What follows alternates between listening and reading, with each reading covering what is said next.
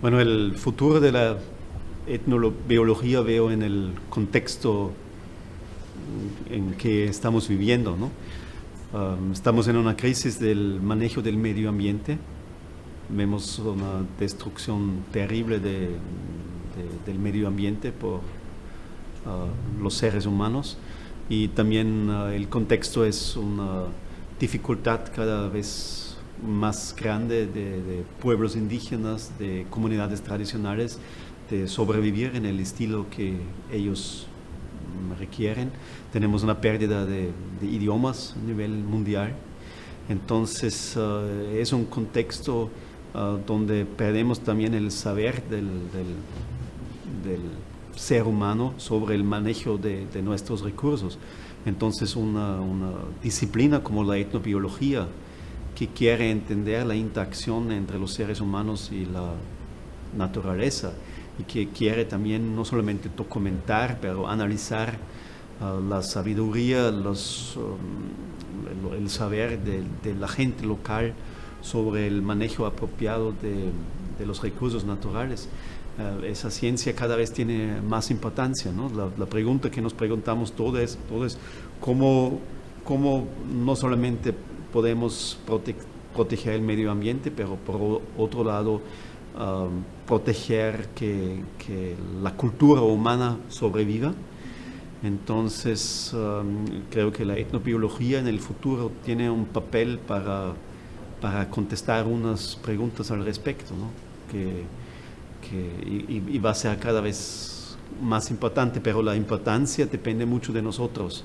Es decir, si nosotros damos importancia a esta disciplina, si nosotros hacemos visible el potencial de la etnobiología para responder a cuestiones actuales, cuestiones importantes, si hacemos visibles nuestros resultados, y si no nos quedamos solamente en resultados empíricos aislados, sino realmente para responder a problemas que tenemos como sociedad, en esa interacción entre la gente y el medio ambiente.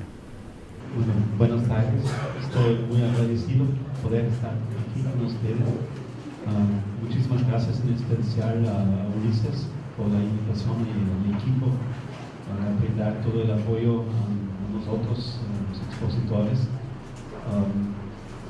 Eu gostaria muito de falar em português, mas acho que o vocabulário que tenho não é suficiente para apresentar. Então, com todo o respeito ante o idioma do país, por favor, vou falar espanhol. É melhor, vocês vão entender mais. Las transparencias están en inglés como videos para estar bilingüe. Para que ustedes, bueno, yo voy a hacer una pregunta. La pregunta es etnobiología, ¿por qué los animales, el suelo, el tiempo, el clima, técnicas locales sean de importancia? Entonces yo empiezo con una pregunta y ustedes van a ver que no termino con una respuesta, sino voy a terminar con todavía más preguntas. Y para que ustedes entiendan por qué me hago estas preguntas, unas palabras de dónde vengo. Entonces yo vengo, como ya he dicho, de una universidad en Viena, Austria, que es chiquita. Somos solamente 10.000 empleados y 10.000 estudiantes, y es la única universidad en Austria donde se puede estudiar carreras como agricultura, forestería, manejo de aguas, manejo de paisajes, ciencias de alimentos y... sí. ¿Acá?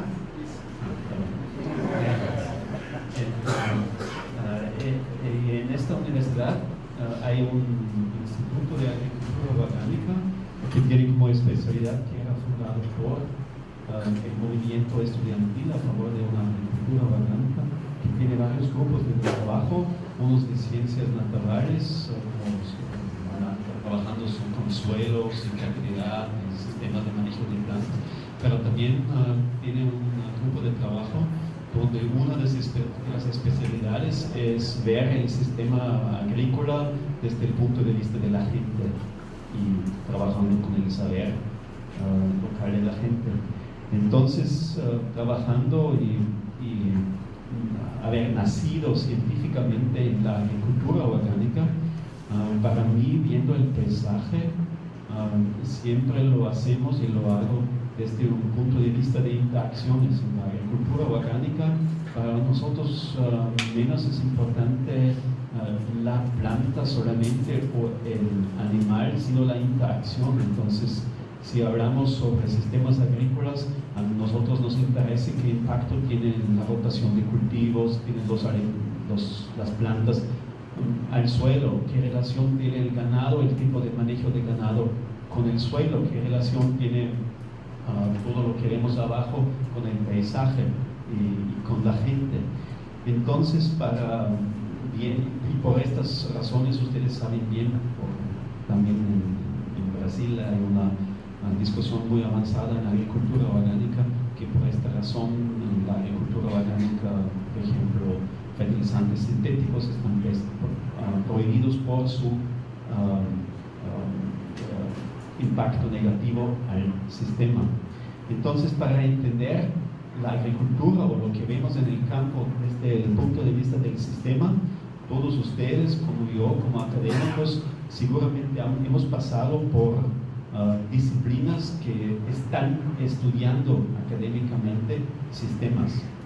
Es decir, hay unas disciplinas que tienen un enfoque en el estudio de sistemas, hay otras disciplinas que quieren estudiar la interacción entre subelementos del sistema, como Human Ecology, Ecological Sociology, Ecological Anthropology, etc. Y seguramente todos nosotros pasamos por este esfuerzo de querer entender la realidad en el campo, en comunidades indígenas, en comunidades de campesinos, desde un punto de vista sistémico, pasando por esas disciplinas, pero creo que nos une como etnobiólogos es una pregunta que todos nos hacemos, es ¿dónde está la disciplina para entender cómo la gente local entiende su sistema? Cómo la gente local percibe los elementos del sistema, la interacción entre los elementos y muchos temas más. Es decir, ¿dónde está la disciplina donde podemos preguntar de una forma muy abierta qué es esto? Para ser muy curioso y con mucho cariño, mucho entusiasmo, esperar lo que la gente dice. Entonces, como gente entrenado en botánica o en forestería, me gustaría saber cómo la gente percibe su bosque y después ser entonces sorprendido y la gente me dice, bueno, entiendo el sistema totalmente diferente como tú, y aprender de este entendimiento local de la gente por su perspectiva. Entonces, creo que esto es algo como etnobiólogos, etnobotánicos, que nos une, ese entusiasmo, este interés, estudiar el sistema desde el punto de vista de la gente. Entonces, salimos de no más estudiar una planta o el saber local sobre una composición de plantas o animales hacia la percepción local de un sistema, y ahí enfrentamos el primer reto, y van a ver que voy a poner unos retos que tenemos en nuestro estudio. Es que el saber local de la gente no solamente es el saber cognitivo que pondría aquí, no es solamente el saber explícito, sino el saber local de la gente en la mayoría de los casos consiste de prácticas con un saber solamente muy implícito, donde nuestros métodos normales, como encuestas, preguntas, no logran buenas respuestas, porque la gente lo sabe, pero lo sabe implícitamente, es decir, lo practican cosas, pero no pueden responder a un nivel cognitivo explícito. Y también mucho de este saber local sobre el manejo del medio ambiente entonces está realizado, está vinculado con su organización social, con sus creencias, con su incluso codificado en un lenguaje muy específico. Entonces, si tenemos el interés de estudiar como etnobiólogos un cierto aspecto del medio ambiente, enfrentamos el reto que ya la realidad del saber está compuesto por, digamos, una cebolla de muchos elementos que no son tan fáciles de acceder con una metodología o desde el punto de vista de una disciplina. Entonces llegamos ya de la planta hacia el interés nuestro de entender el punto de vista local sobre el medio ambiente, y no solamente sobre un tema, pero tomando en cuenta que la realidad del saber siempre está compuesto por varios elementos, y la complejidad sigue siendo todavía más complejo, porque si hablamos como en este caso, como un grupo de indígenas en México, sobre su entendimiento, bueno, desde el punto de vista de alguien que se interesa para, en este caso, para bosques, reforestación, sobre bosques, entonces la gente local, los contrapartes de nuestros estudios en este caso, siguen de la pista, ya no hablan de los árboles, sino de repente hablan de los animales, de los ríos, de la relación del bosque con el medio ambiente, con el clima, con la sazonalidad, etc. Entonces, en el momento en que trabajamos sobre un aspecto muy limitado, si tomamos en serio las respuestas de nuestras contrapartes de investigación, se abre un sistema de interacciones adentro del sistema que muchas veces para nosotros, por lo menos en el caso mío, no era esperado y va más allá incluso de la capacitación que tenemos. Les doy un ejemplo quizás un poco más práctico, no de América Latina, sino de mi tierra. Estamos haciendo mucho trabajo sobre huertos familiares, donde empezamos, digo, como muchos etnobotánicos, por un interés en la identificación de las plantas y variedades que crecen en los huertos. Entonces esto muchas veces es el punto de entrada de etnobotánicos o de etnozoólogos en una cierta especie. Pero el trabajo levantando datos entonces nos lleva también a temas como las creencias relacionadas con ciertas plantas, las prácticas en el uso de ciertas plantas, el manejo de las plantas, y en este caso en nuestro trabajo etnobotánico en Austria sobre huertos, nos dimos cuenta que no podemos trabajar sobre la planta en el huerto sin tomar en cuenta todo el agroecosistema, porque la gente habrá preguntado sobre plantas en el huerto, entonces empieza a responder con todos estos temas, donde podemos decir, pues no, estoy interesado solamente en tu huerto y en las plantas, no me interesa tanto el bosque, los pastos alpinos, no me interesan las otras cosas. Pero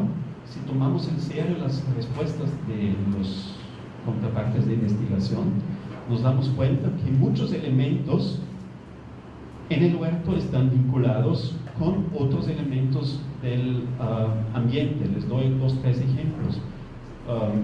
Por ciertas razones, cambios socioeconómicos, los campesinos ya no suben tan frecuentemente, tan lejos en los Alpes altos, pero ahí hay plantas medicinales que necesitan, que les gusta usar, entonces bajan estas plantas y lo trasplantan y están creciendo en los huertos.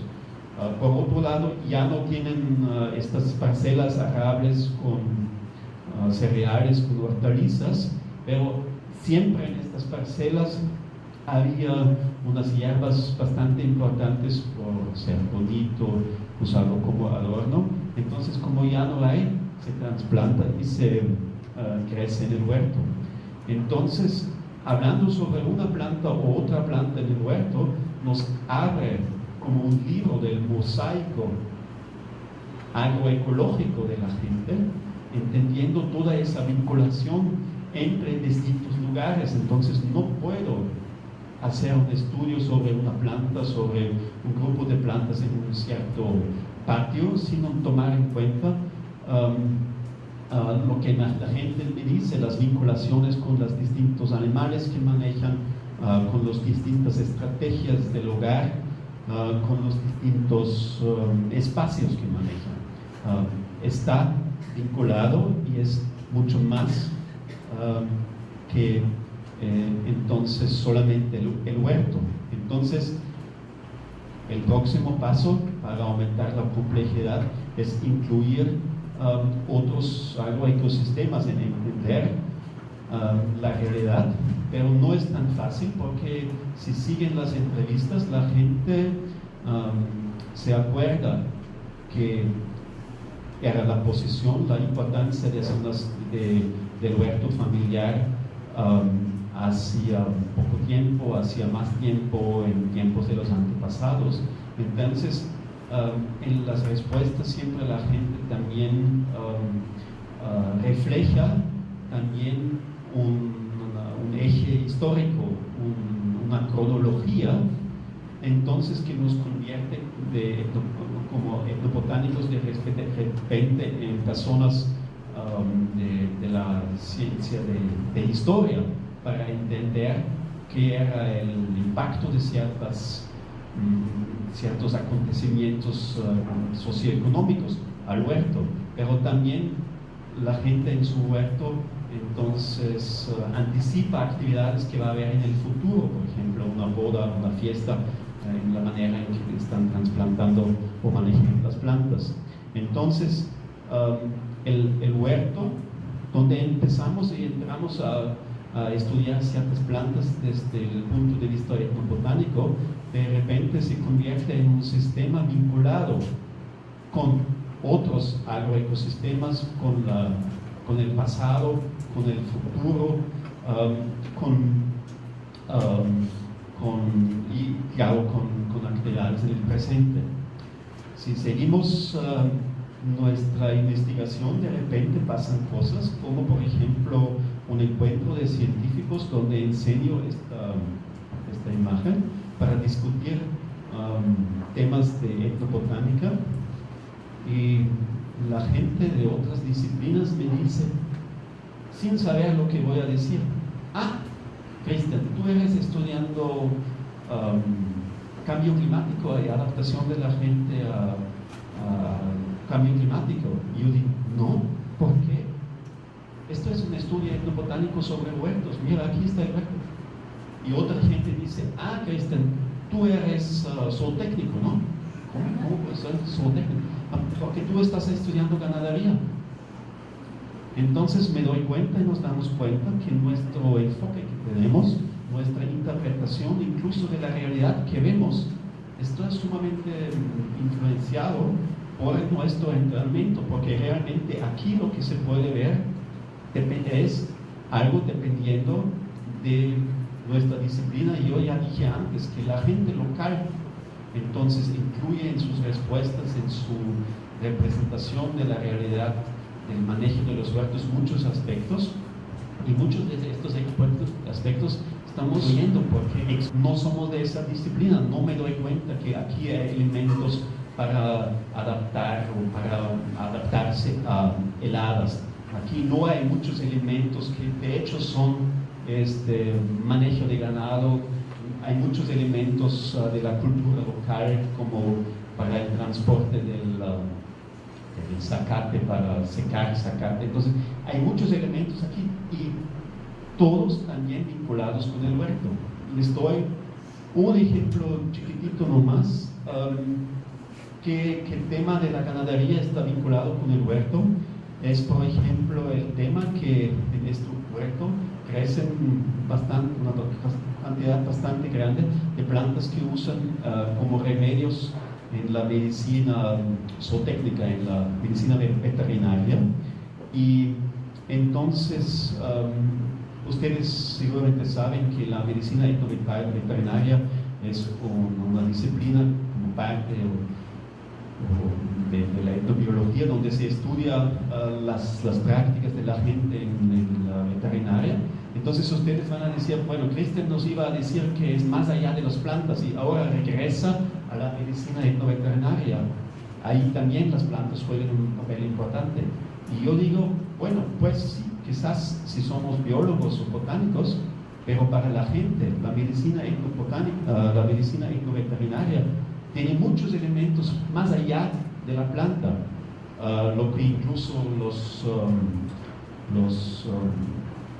expertos de la medicina veterinaria en una citación dicen, el McCoy, por ejemplo, medicina veterinaria muchas veces está visto de forma equivalente como el uso de remedios herbáceos de hierbas, pero en realidad la medicina veterinaria incluye una cantidad de tratamientos, de manejos que no tienen nada que ver con plantas, y esto es muy parecido también a otros elementos que muchas veces no tomamos en cuenta por nuestro enfoque a planta o incluso biología. Aquí hay dos elementos que se tendría que estudiar para entender bien el manejo local de la gente, el saber local en el manejo del medio ambiente. Son dos elementos que hay varios, estoy tomando nomás dos como ejemplo. Son el suelo y el tiempo. El suelo y el tiempo son las condiciones principales naturales para formar los paisajes característicos de agricultura y forestería. Y la agricultura y forestería dependen mucho de la percepción de la gente de lo que está pasando ecosistémicamente en la relación planta, suelo, clima. Y yo creo que pocas veces o no suficientemente tomamos en cuenta que las plantas que estudiamos, los animales que estudiamos, tienen esa vinculación fuerte con el suelo y con el clima, que temas estudiados por la etnopedología, por ejemplo, o por la etnometeorología y la etnoclimatología. Entonces no estoy entrando ahí en detalle, nomás para un poco concientizarnos y también hablar de mi experiencia, que fue muy enriquecedor salir de un punto muy enfocado a plantas hacia más los procesos ecosistémicos y la percepción de la gente al respecto, incluyendo la percepción de procesos edafológicos, climáticos que la gente percibe.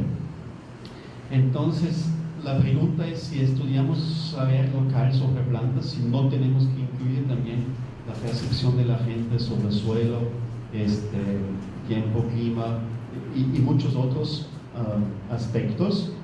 Y si tratamos unir todas esas experiencias, por lo menos creo que si tratamos eso, nos damos cuenta que es cierto, la gente con quien trabajamos, sean grupos indígenas, sean campesinos, tienen una noción muy amplia de su medio ambiente, de su manejo, que va más allá del dominio que estamos estudiando nosotros.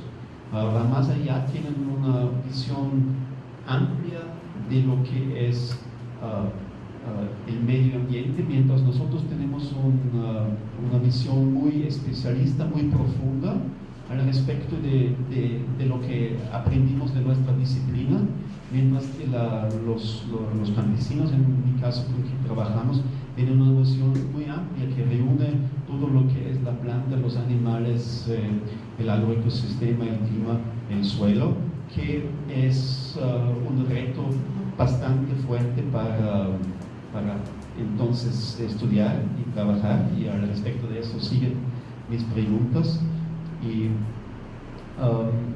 Esto incluye un aspecto donde yo digo, quizás como científicos también tenemos que aceptar nuestras limitaciones. Les doy un ejemplo de un trabajo que hicimos sobre el saber local de campesinos, sobre el tiempo y sobre la capacidad de campesinos de anticipar o de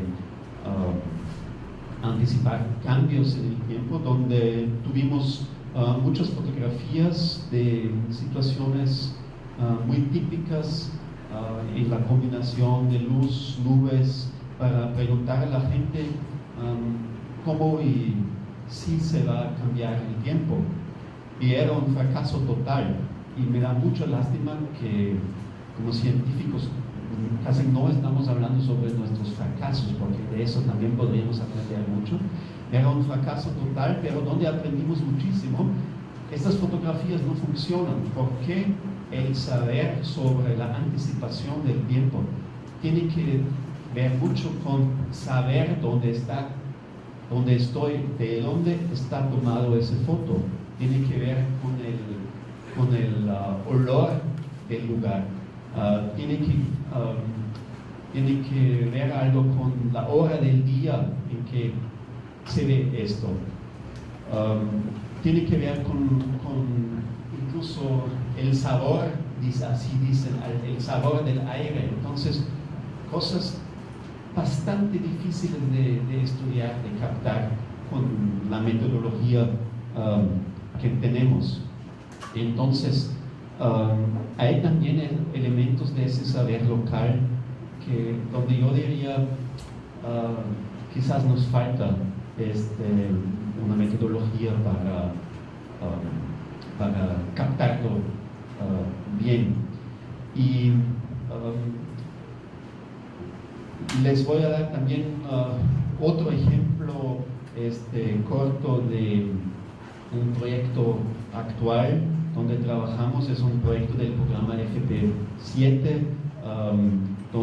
que es un programa especialmente en apoyo a ONGs, en interacción entre ONGs europeos y latinoamericanos, y donde tenemos un equipo de gente en Europa, en Brasil, en Bolivia y en México, trabajando en varios sitios, incluso en Brasil. Y uno de los elementos del proyecto es que se formen grupos de investigadores comunitarios para hacer investigación en este caso son reservas de conservación comunitaria. Y la mayoría de la gente en el consorcio somos gente que son biólogos botánicos.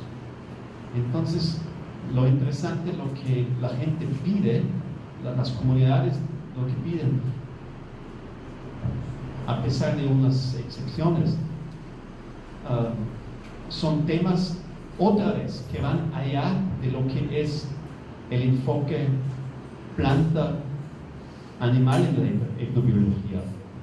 Dicen cosas como grupo comunitario de investigación, nos gustaría estudiar las plagas y enfermedades en nuestros cultivos. Queremos saber más sobre el saber local, plagas y enfermedades, sobre suelos, sobre peces, donde yo aprendí en el último congreso que hicieron ustedes que en Brasil hay una amplia investigación sobre saber local de la gente en el manejo de los peces, algo que en Europa no lo tenemos. O que incluso tienen interés en el estudio de capturación de carbono y de pagos para servicios ambientales. Entonces creo que también la gente con quien trabajamos ya está un paso más adelante en temas donde tenemos que responder incluso al respecto de un elemento donde Ina nos hizo la pregunta o nos comentó sobre una de las generalizaciones que son siempre trabajando con la gente, bueno, esa romántica que haya un saber tradicional en grupos tradicionales indígenas en lugares remotos, donde si trabajamos con gente nos damos cuenta, por ejemplo, al respecto del saber local sobre el clima, que, bueno, saben algo de sus padres, sus abuelos, pero la fuente principal es, en este caso, son instituciones como la televisión, el internet.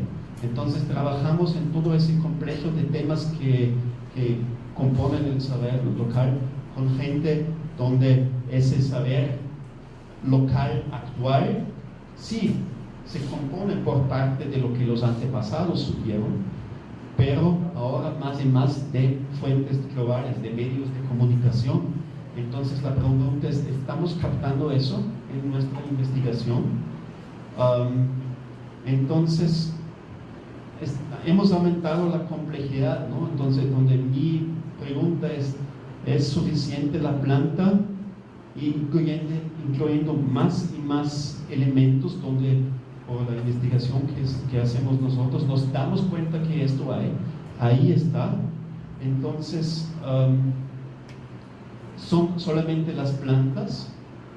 ¿O incluimos también las plantas como elemento del agroecosistema? ¿Incluimos, pregunta, suelo, agua, clima, etcétera?